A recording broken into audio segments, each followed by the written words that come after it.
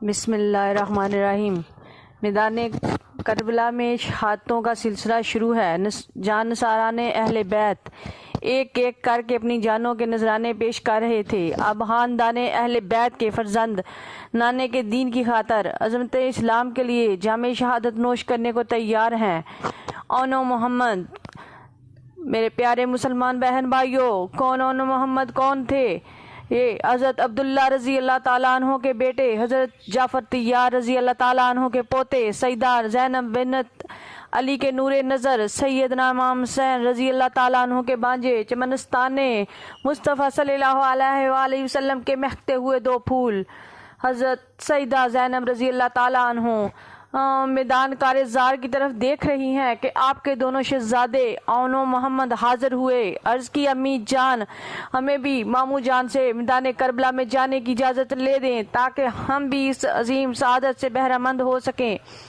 سیدہ اونو محمد کے جذبہ و شہادت کو دیکھ کر خوشی سے جھوم اٹھی اور خدا تعالیٰ کا شکر ادا کیا۔ فرمایا، بیٹا تمہاری ماں زینب بھی یہی چاہتی ہے۔ بیٹو، تمہاری اس اچھی آرزو اور خواہش سے میرا دل راضی ہو گیا ہے اور مجھے تم پر فخر ہوگا کہ میری گود میں پلنے والوں نے دین حق کی خاطر جان دینے سے گریز نہیں کیا۔ بیٹو، دنیا قیامت تک تمہارے گن گائے گی۔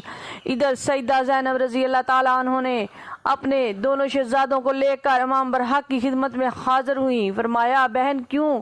عرض کی، بھائی جان، میرے بیٹوں کو بھی میدان میں جانے کی اجازت دیں۔ یہ دیکھو کس طرح میرے پیچھے پھر رہے ہیں۔ امام علی مقام رضی اللہ تعالیٰ عنہ اپنی بہن کی یہ بات سن کر رو پڑے۔ فرمایا، بہن جاؤ آرام کرو اور ان بچوں کو بھی کہو کہ آرام کریں۔ میں اپنی خاطر اپنی بہن کی گود خالی نہیں کروانا چاہتا۔ سیدہ نے پھر دامن پھیلا دیا۔ عرض کی، یا امام، یہ میرے دل کی حسرت ہے، اسے پورا فرمائیں۔ میں دیکھ رہی ہوں کہ غلام قربان ہو رہے ہیں، آپ بھی انہیں اجازت فرمائیں۔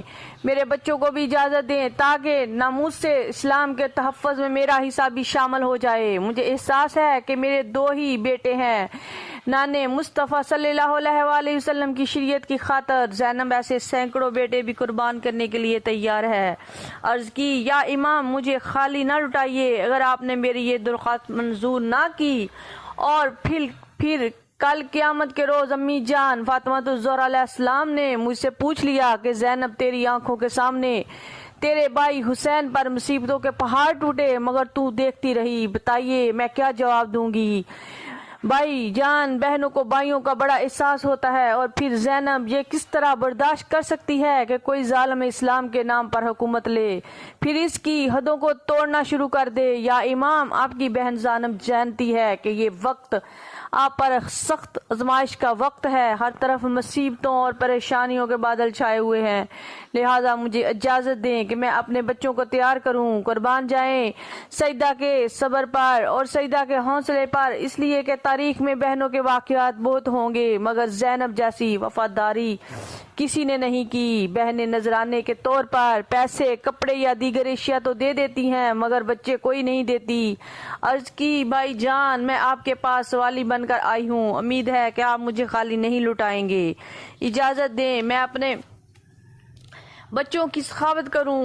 سیدہ کے اصرار پر امام نے آپ کو اجازت دے دی۔ خیموں میں لے جا کر بچوں کی زلفیں سواری اور چہرے سے راستے کا گرد و غبار صاف کیا، لباس بدلا، جسموں پر آلات حرب باندھے اور ہاتھوں میں دو ننھی تلواریں دی۔ امام علی مقام رضی اللہ تعالیٰ عنہ نے پوچھا، زینب دیر کیوں؟ عرض کی جائے، بھائی جان، دل کی خواہش پوری کرنے کے لیے اب نئے کپڑے پہنا رہی ہوں۔ ماں کی خواہش ہوتی ہے کہ میرا بیٹا دولہا بنے گا، ماں خوشی کرے گی، مگر میں زینب اپنی تمام خوشیاں نانے کے دین پر قربان کرتی ہوں۔ یہ کہا اور بچوں کو رخصت کرتے ہوئے ماں کا بدن کانپ رہا تھا، دل دھڑک رہا تھا، سارے ارمان دل میں ختم ہو چکے تھے۔ ماں نے بیٹوں کو آخری بار سینے سے لگایا، عرش کانپ گیا، فرشتے तड़प उठे, हूरें चिल्ला पड़ी और सईदा के सब्र पर रशक करने लगी। ज़ैनब ने अपने बच्चों को मैदान में जाने से पहले फरमाया, बेटा जाओ अल्लाह का नाम लेकर, मगर याद रखना ये सर कट तो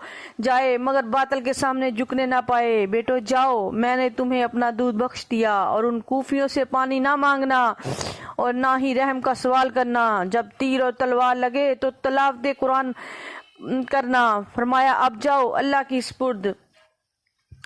तो मेरे मुसलमान बहन भाइयों, दोनों भाई बड़े जोशो जज्बे से मैदान करबला की तरफ चले और मैदान में जाकर दुश्मन को मुखातब कर कहा, सुनो ए कूफियों। और फिर दोनों कुछ ही शुजायत और बहादुरी से लड़े कि मैदान जंग का नक्शा बदल के रख दिया। जब उमर बिन साद ने शहजादों का ये अंदाज़े जंग देखा तो पुकार उठा कि इन्हें बच्चे न समझो, इनकी रगों में भी मोहम्मद का खून है और इनके बाजुओं में अली की ताकत है। चनाचे अब्दुल्ला के दख्ते जिगर सईदा ज़ैनब के नूरे नजर बड़ी जुआन मर्दी के साथ लड़ रहे थे, करीब था कि अपना मकसद पा लेते और उमर बिन साद का खात्मा कर देते। मगर उमर बिन साद पुकार उठा, ओ यजीद के टुकड़ों पे पलने वालों, ये कहाँ की नमक हरामी है कि 3 दिन के भूखे और प्यासे इन बच्चों पर काबू नहीं पाया जा रहा और वो भी गालिब आते जा रहे हैं। अगर ऐसी ही सुस्ती की तो हो सकता है कि सब का काम तमाम कर दें।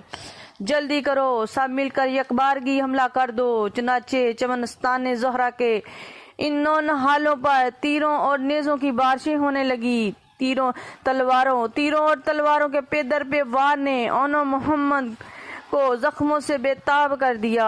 आखिरकार दोनों शहजादे अपनी अम्मी ज़ैनब को दागे मफारकत देते हुए दारुल फना से दारुल बका की तरफ तशरीफ ले गए। जब सईदा ज़ैनब रज़ी अल्लाह ताला अन्हा को खबर हुई कि मेरे दिल की राहत, मेरे नूरे नज़र अज़मत इस्लाम की खातर कुर्बान हो गए हैं, तो फौरन सदा शुक्र अदा किया।